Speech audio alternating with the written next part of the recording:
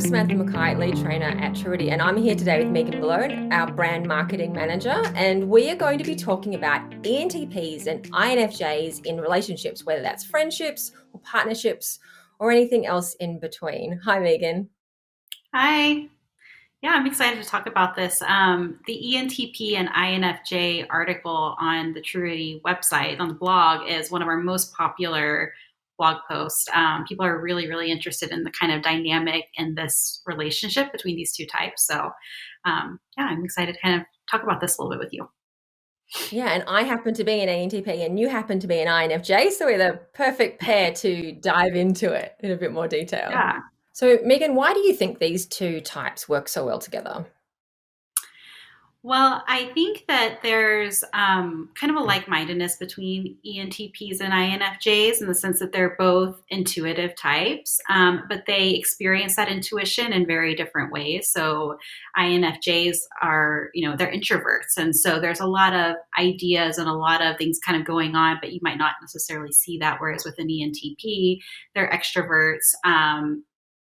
And they kind of connect. There's kind of a balance, I think, between these two types and the way that their intuition works, internally, and also how they process it in the outside world. So I know from my experience, I really enjoy listening to ENTPs talking about like abstract things because the way they explain it, I'm like, that's really resonates with me. That might be kind of how I'm processing, but have trouble verbalizing sometimes. And it seems to come so natural for the ENTP to be able to kind of verbalize these thoughts and these ideas. And so I think that's, in a way, as an INFJ, I can kind of admire the ENTP in that way, but then also really connect with them and have really great conversations. What about you? What is your experience as an ENTP with INFJs? I think it's similar because a conversation is such a huge piece for an ENTP. Like you really want to be able to talk things out with people. And I feel with INFJs there's a like-mindedness without a complete agreement. I sometimes, what I really appreciate in other people is someone who sort of sees things from your perspective, but also thinks very differently. And these two types do think very differently and see the world from different perspectives, but also have that intuition piece in common. And so it's, being able to talk about a lot of stuff, but then having someone come in and go, oh, well, have you seen it from this perspective? Or, being able to pull some of those disparate pieces together into a sort of a bigger picture that I may not have seen. And I find that Right. valuable and stimulates the conversation in a way. Yeah. Yeah, I would agree. But of course, one of the challenges with that is sometimes ENTPs can forget to stop talking and INFJs can forget to speak up. So how have you managed with the interrupting or the interjecting or the speaking up piece? Yeah. Well, I think that's a problem or a struggle that all introverts kind of have at some point or another. And part of it is just kind of experience and aging and gaining that confidence over time. And it's also, pushing yourself outside of your comfort zone a little bit in order to get that experience that you need. I don't remember who it was, but I saw someone on social media or something the other day, and they were talking about conversation flow as if it's like a dance, right? And I think for introverts, sometimes you feel kind of clumsy or awkward in that dance, especially in group conversations and stuff like that. It's like, where do I chime in? Or, how will people interpret this idea? Because again, you're processing first before you're saying it. That's how our introverted processes work. And so, it can feel kind of awkward and clumsy sometimes, but the more you do it, the more comfortable it gets. And again, if you are, with groups or with like-minded people, it's a lot easier. So as an ENTP, how do you kind of manage, from the extrovert side, how do you kind of slow down and make sure that you're listening to people? It's been hard and it's taken a lot of practice. And I think it's partly recognizing that just because you're thinking something, it's not the most interesting thing in the room or it's not the most valid thing, that other people's opinions are interesting too. And making space for that requires not talking, but also not interrupting. And I think all of us can be bad at Mm. interrupting. I think the research says we interrupt other people every 4 to 8 seconds or something, which doesn't give anyone real time to articulate their perspective or their thought in full. And so in allowing someone else to talk all the way through, I've had to manage sometimes my own impatience, and then use tricks, like, because you have all these ideas coming up of all these things you want to say.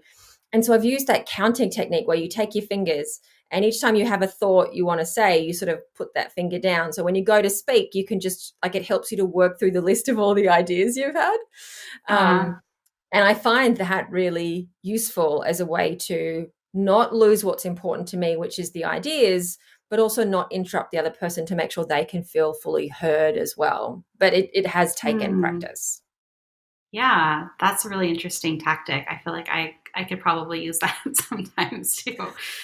Even as an introvert, like like I said, sometimes you might filter and stuff first, but I mean, you can still interrupt people. Like, when you think of the conversation flow as like the dance, like I was saying earlier, like you jump in at the wrong time, or you could actually end up interrupting people and make things, awkward. And so, yeah, that's an interesting tactic for sure. I think one of the other things that we can't overlook is just how much easier it is sometimes to hang out with other intuitives. Hmm. And it wasn't until I spent a lot of time with sensors that I really understood that how differently we're looking at the world. Hmm. And there is a certain ease that comes with being with other intuitives. And I find that even if certain things around the house don't get done or get left for a long time, there is a certain ease to conversation and making decisions and solving problems, that can be trickier with sensors. But I do know plenty of sensor intuitive relationships, but it's a divide that can take practice to cross, I find. It can feel very relieving sometimes, especially if are not you're an intuitive that isn't typically around a lot of other intuitives. When you meet somebody that you kind of connect with in that way, it can kind of feel very relieving. And I think a lot of times INFJs that grow up maybe not around a lot of other intuitives, they meet someone like an ENTP and they're like, oh, this person is so, interesting. And I connect so well with them. And maybe that's kind of where some of that initial attraction comes from. Definitely. So, with the other three dimensions in the type, the INFJ and ENTP don't have those in common. And so, let's explore those and what those Yeah. differences look like. So, talking about decision making, thinkers versus feelers. So, thinkers focus on making decisions around the task and being more task focused, and feelers are focused on the relationship and being more relationship focused. So how have you Mhm. seen that play out either in your relationships or in your conversations with other ENTPs?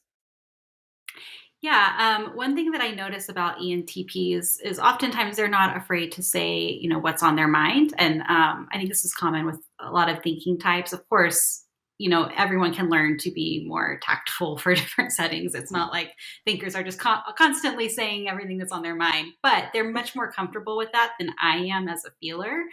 And so, in some ways, I admire that.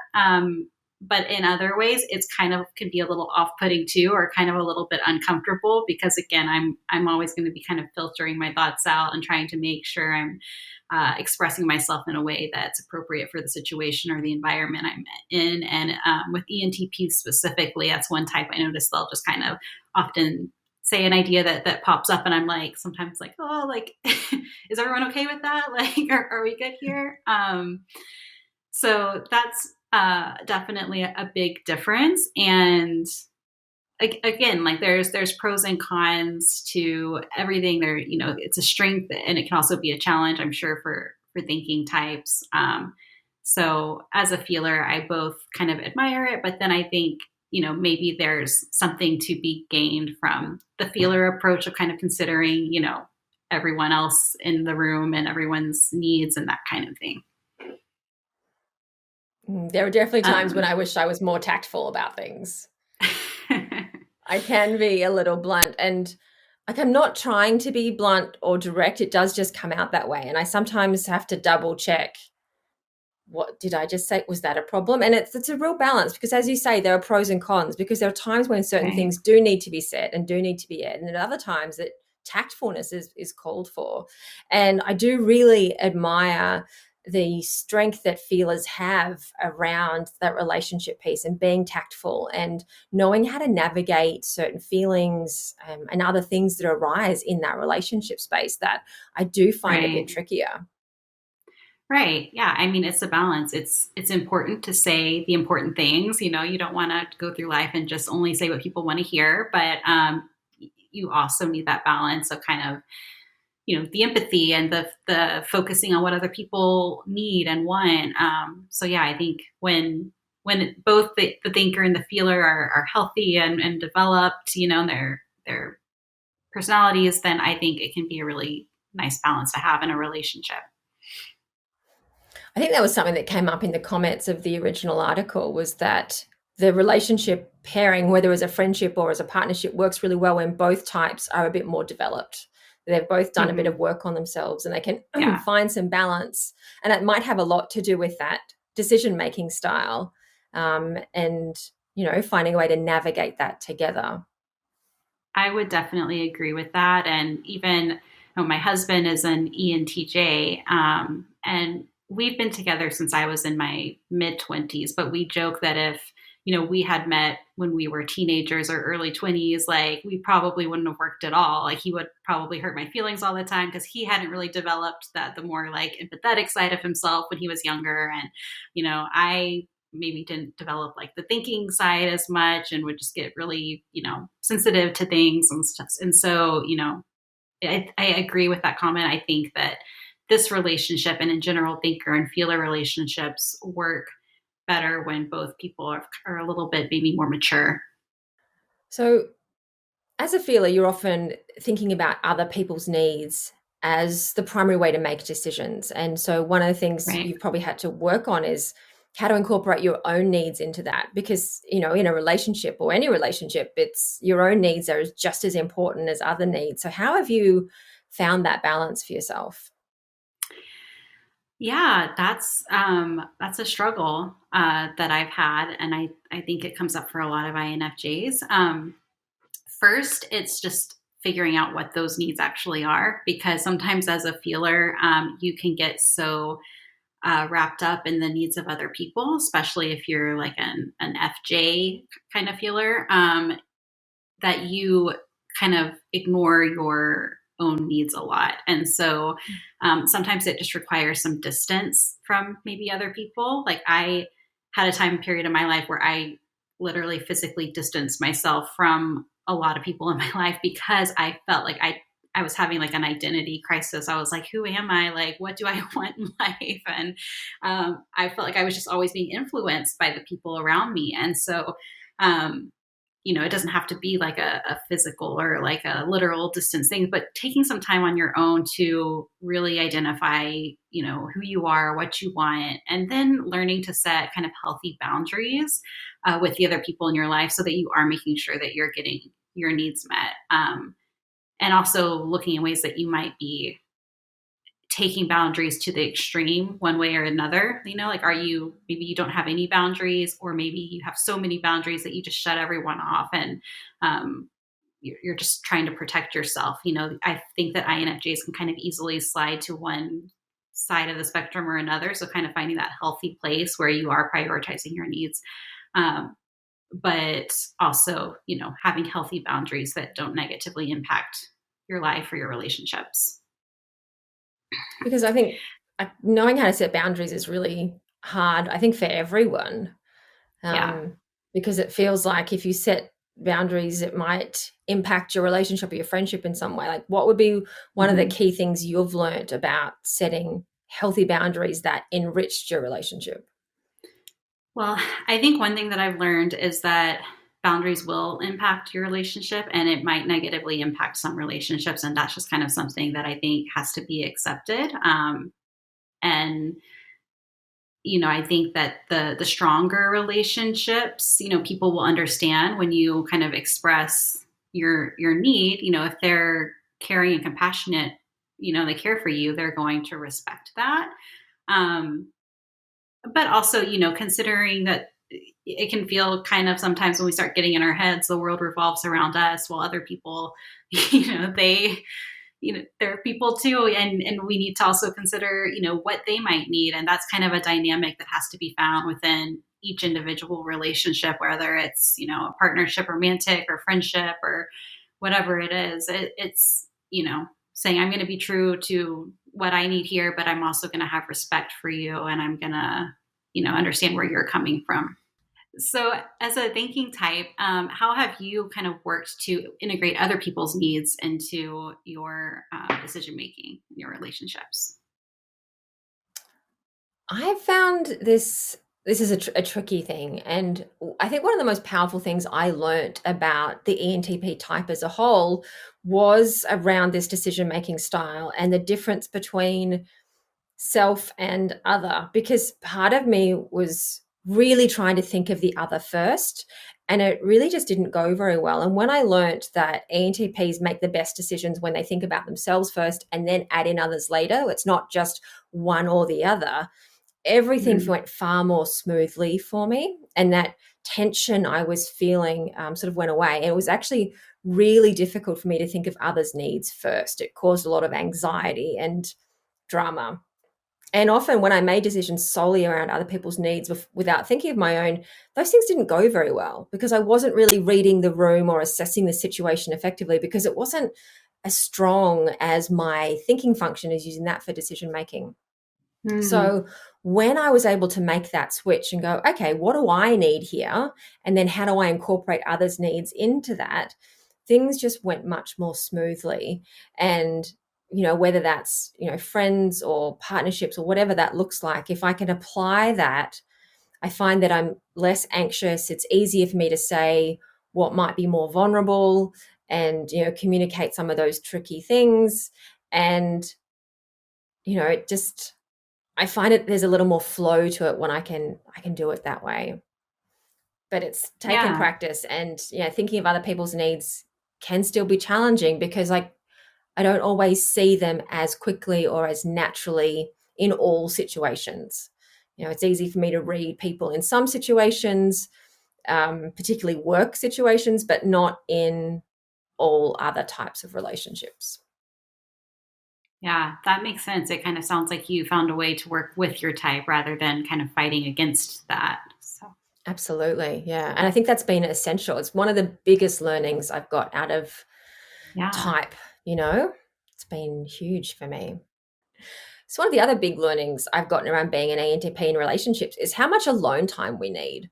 And Mm. even though we're an extrovert, we actually need a chunk of alone time. But I found it in relationships really hard to give it to myself because that extroverted part of me wants to constantly play and interact, but I'll keep doing it. I'll stay up at the party all night, even though I'm desperately tired, and I'll get really grumpy. I really should have gone to bed, but I don't want to miss out on any interaction time. And so Mm. and this is obviously much easier in friendships, but harder in relationships, it's how do I give myself permission to have alone time so I can go and recharge, let my mind wander, and do a really important process for ENTPs. And it's been a struggle for me to do that. And I know INFJs need alone time, and that has, that's something they have to work through in relationships as well. But I have a feeling it's quite different struggle to the way an ENTP needs to prioritize alone time. How have you found it? Yeah. So you said about giving yourself permission to have alone time. I don't, at this point in my life, at least, I don't feel like I need to give myself permission because I feel like I have kind of set kind of my life up to respect my alone time. And maybe that's just being an introvert and, leaning into that introverted side of myself. It's like, I know I need it. It's not about like, maybe I should give myself permission. It's like, no, I need this in order to function every day. So having a lot of alone time is just a part of my life. And, but when I was younger, it wasn't always because like when I was in college and I would go to parties or, I'd want to always be doing things and stuff. Or I would think everyone around me wanted to be doing things. And so then I'd be like, well, I don't want to be the odd one out. So sure, I'll go along with what everyone else wants to do. Um, and so, and it totally wore me out. I felt extremely exhausted and burned out, and was like, why, everyone else seems to be having fun, going out every single night, and this is just not for me. What's going on? And then, of course, I learned about introversion, I learned about personality type, and that helped a lot. Um, so now, I kind of really prioritize it in all areas of my life.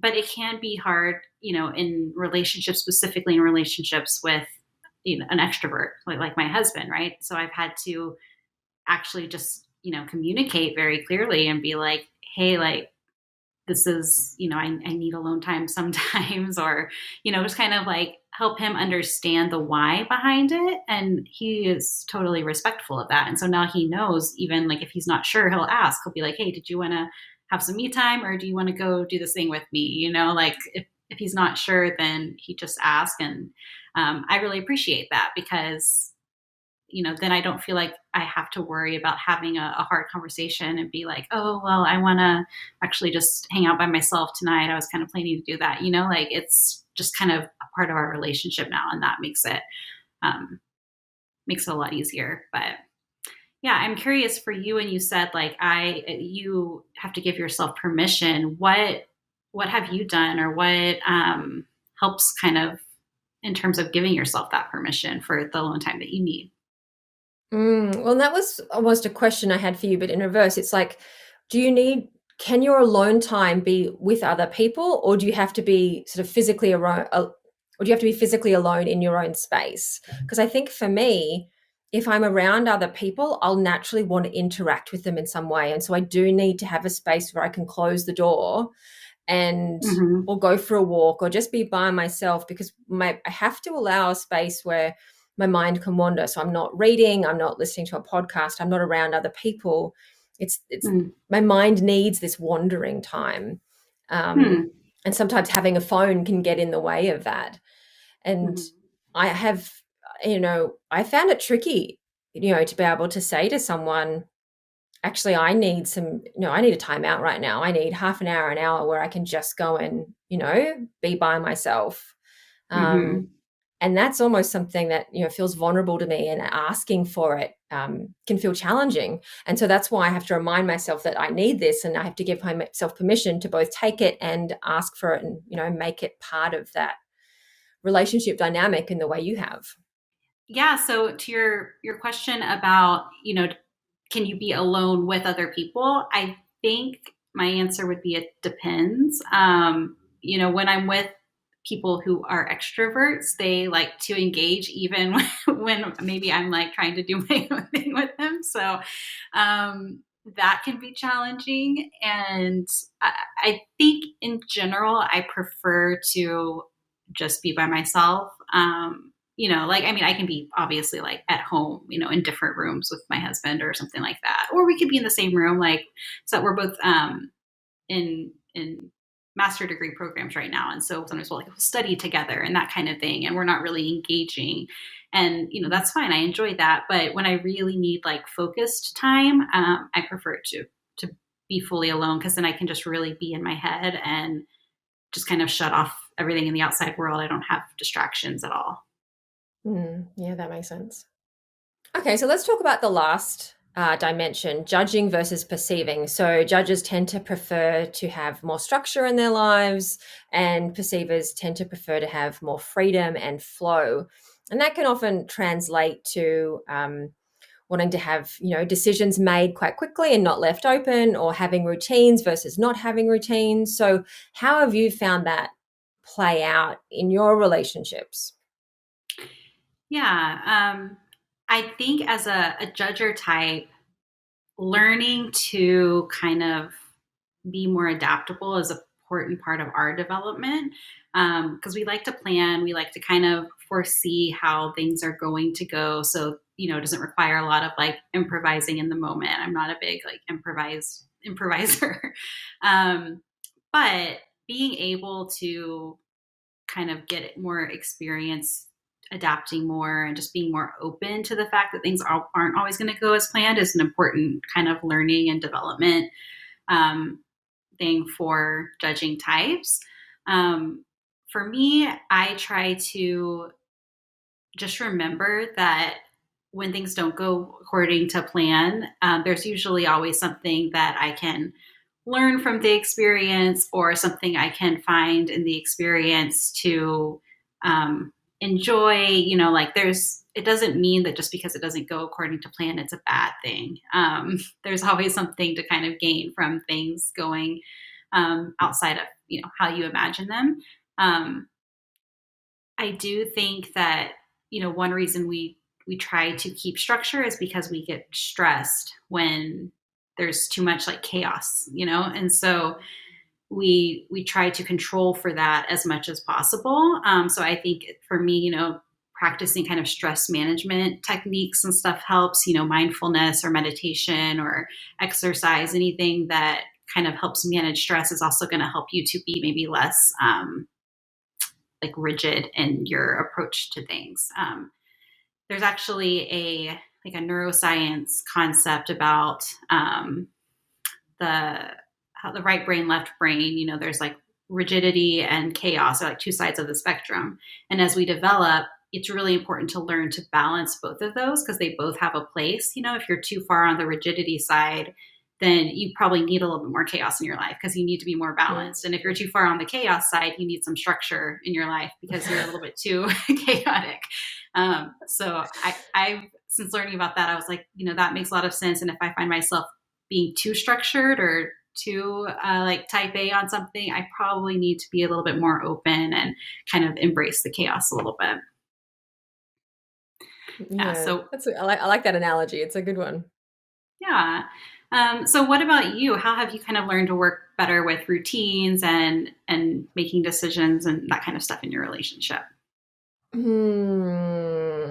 It's hard. I I do really like to have options open. And so even a decision made is never a decision permanently made.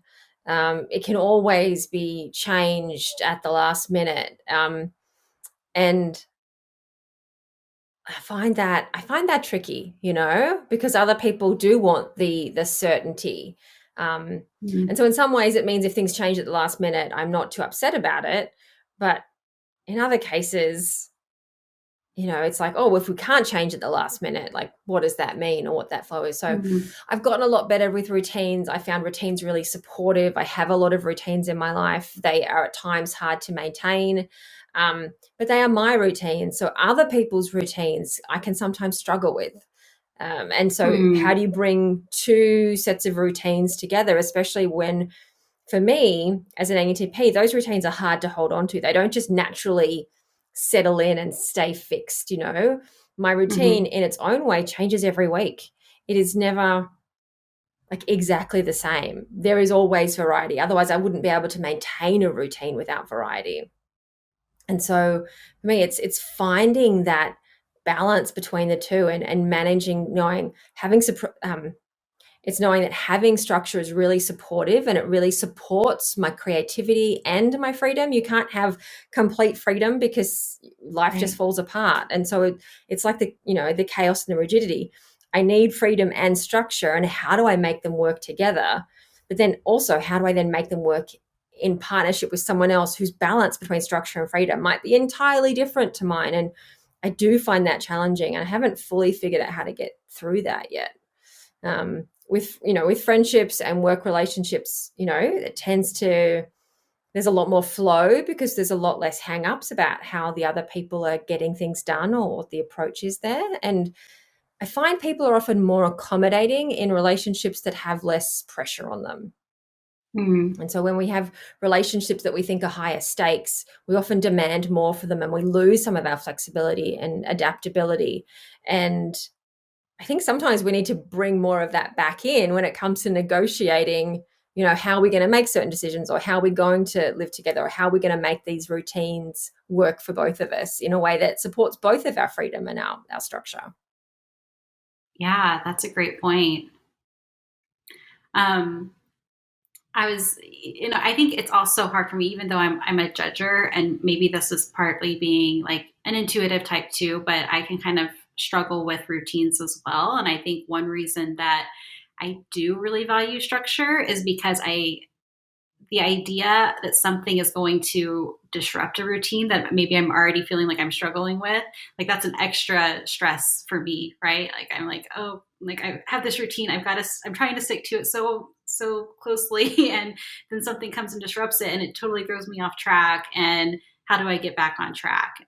So again, it's kind of trying to control whatever you're trying to protect. I think that's kind of, maybe that's like the internal motivation, really. And I think, again, when I say like that's an area for growth, it really is, because you can always get back on track. And I think that's something that perceivers just know. That's how their mind works and how they kind of work in the Yeah. world.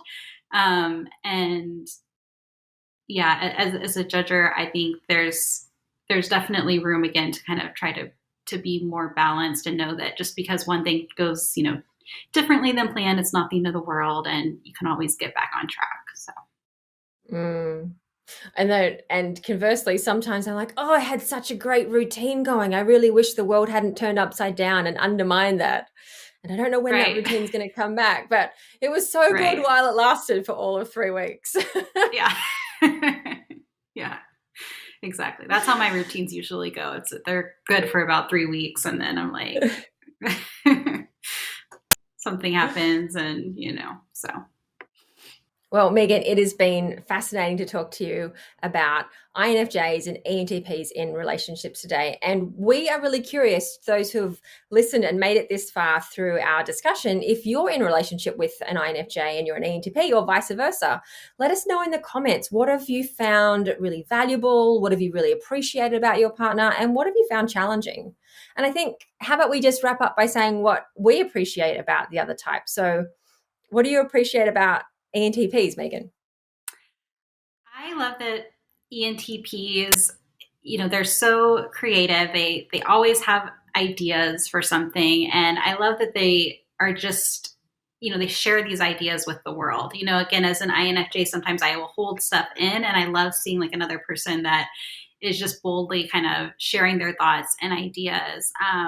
And I love that they're adaptable. Again, that kind of balances out my need for structure. And they really kind of are opposites in a way from INFJs, but in a way where I think there's a really nice balance, and they're just really fun people, interesting people to be around. And yeah, it's a type that I really enjoy, and I understand why there's so much interest in the compatibility topic between these two types, because I think they can be really great relationships. So what about you? What do you like about INFJs?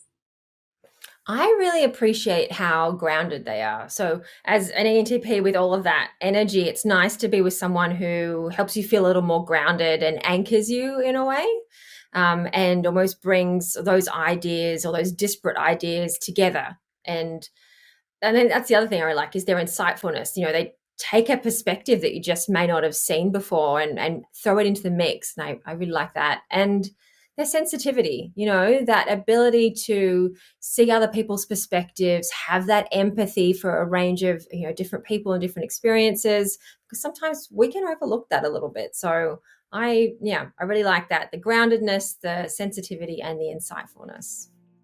All right. Well, it's been fabulous talking to you today. I look forward to when we get to do this again in the future. See you Yeah, later. me too. Bye.